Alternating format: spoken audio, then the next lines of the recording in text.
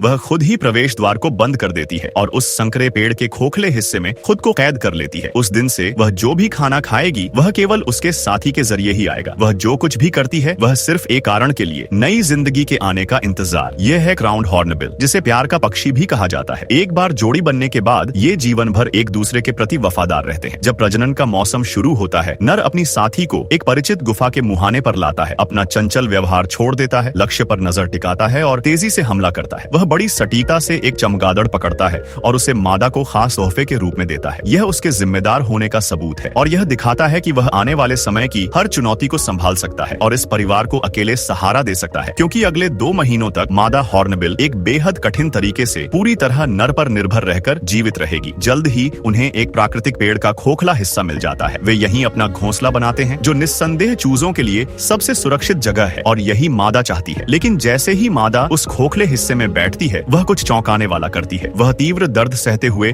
अपने उड़ने वाले पंख खुद ही नोच लेती है। यह इस रिश्ते के प्रति उसका सबसे सीधा वादा है। फिर मादा नर द्वारा लाए गए कीचड़ का इस्तेमाल करके धीरे धीरे पेड़ के उस खोखले हिस्से का मुंह बंद कर देती है, बस एक पतली सी दरार छोड़कर। उस पल से प्यार और भरोसे की असली परीक्षा शुरू हो जाती है। अगले 2 महीनों तक खाना ढूंढने की पूरी जिम्मेदारी नर हॉर्नबिल पर आ जाती है। वह बार बार उस पतली दरार के जरिए अंदर बैठी अपनी साथी को खाना पहुंचाता है, लेकिन मादा हॉर्नबिल हर चीज से संतुष्ट नहीं होती और हर तरह का खाना स्वीकार भी नहीं करती। इससे नर पर दबाव अचानक बढ़ जाता है। फिर भी वह कभी शिकायत नहीं करता। वह तुरंत फिर से निकल पड़ता है और ज्यादा उपयुक्त भोजन की तलाश करता है। दिन प्रतिदिन नर हॉर्नबिल बारिश के जंगल में सबसे व्यस्त जीव बन जाता है। आखिरकार इस 2 तरफा समर्पण की परीक्षा के बाद मादा हॉर्नबिल सफलतापूर्वक 2 अंडे देती है, लेकिन परीक्षा अभी खत्म नहीं हुई है। उसे तब तक उस खोखले हिस्से के अंदर ही रहना होगा जब तक चूजे अंडों से बाहर नहीं आ जाते।